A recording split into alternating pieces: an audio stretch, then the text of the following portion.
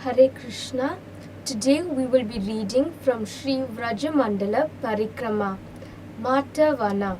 Matavana is one of the main forests of Vrajamandala. It is a wide and spacious area on the bank of the Yamuna. Krishna and Balabhadra would bring the cows to graze in this enchanting forest full of lush trees and creepers, green grass, and untold varieties of fruits and flowers. The many pastime places here include Mata or Manta Gaon, Krishna Kunda, Dangoli Gaon, Manasarovara, and Pani Gaon. Mata Gaon. The word Mata refers to a large earthen pot made for churning yogurt and other household chores. During Krishna's pastimes, these pots were made here and used by the Vrajavasis in their daily household work. Hence, the village is known as Mata. It lies 2 miles south of Bhandiravata and 5 miles north of Vrindavana on the other side of the Yamuna. The land in Matavana is for cow grazing and there is a famous temple of Baladeva here. In Bhakti Ratnagara, Matagao is described as follows.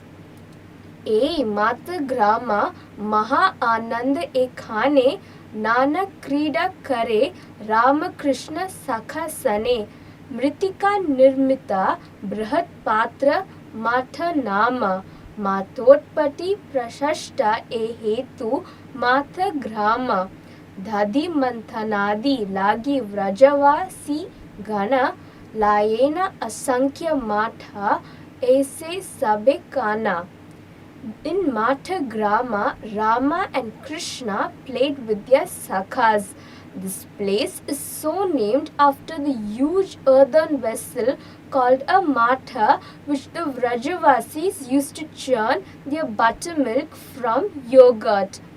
Pani Gaon. This village is situated on the bank of the Yamuna, 2 miles south of Manasarovara and a quarter of a mile southeast of Vrindavana. It is also known as Pani Ghata. At the time of Krishna's pastimes, Maharishi Durvasa stayed at his hermitage ashrama near Pani Gaon.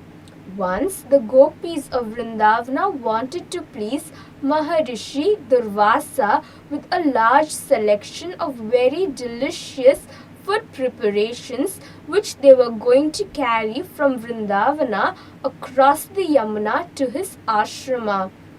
Yamuna was in flood due to the monsoon season and her waves were so high that no boatman was courageous enough to ferry the gopis across the river.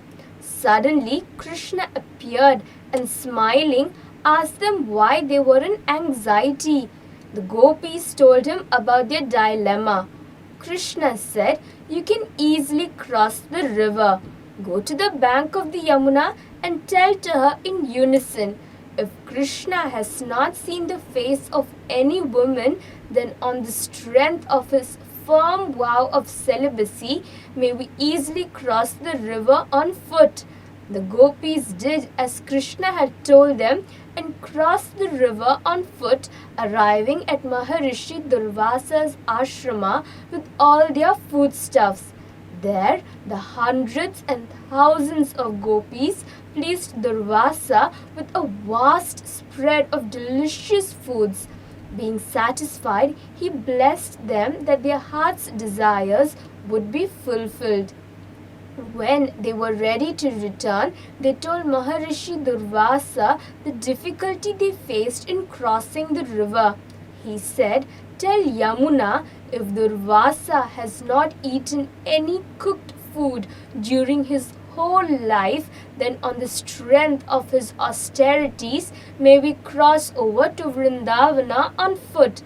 They did so and reached Vrindavana by walking upon the Yamuna's waters.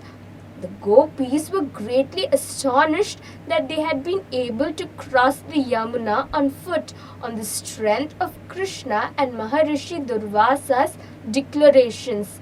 Shri Krishna had been in the company of women since birth, and Maharishi Durvasa had devoured everything they had just brought him. They inquired from Shri Krishna about this mystery. Very seriously he replied, "Although I stay with all of you day and night, my vow of celibacy nonetheless remains intact because I do not think myself as the enjoyer." Durvasa is also free from this identification. Therefore, although he has eaten everything, he has eaten nothing. A person who thinks himself to be the enjoyer is strongly attached to this material existence. The gopis looked at Krishna in great astonishment. That place where the gopis cross the Yamuna is called Pani Gav or Pani Ghata. Krishna Kund. This pond is situated in Gangrali Gaon, which lies between Mata and Belvana. Shri Krishna and the Sakhas and the cows would drink water here and delight in playful games in the water. Manasarovara. At the time of the autumnal Sharadiya Rasa, Srimati Radhika saw her beloved Krishna dancing on the bank of the Yamuna with the other gopis. This threw her into a sulky mood, mana, that was very difficult to subdue. She left the place of Rasa on her own, crossed the Yamuna and came to the solitary forest. Distressed in separation from Krishna, she began to cry, and the stream of tears that flowed from her eyes created this lake or Sarovara. Sri Krishna, the topmost relisher of transcendental mellows, searched for Srimati Ji and found her here.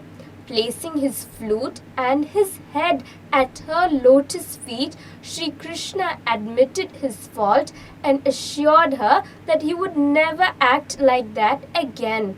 This charming place in Vrindavan is embellished by the dense shade of the Pilu, Kadamba and Tamala trees, and by the peacocks, cuckoos, swans, deer and other birds and animals.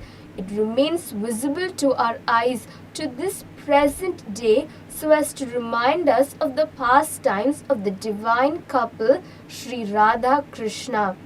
In the old temple on the bank of Manasarovara, a painting is worshipped of Sri Krishna offering his flute and his head at the lotus feet of Srimati Radhika in an effort to break her mana.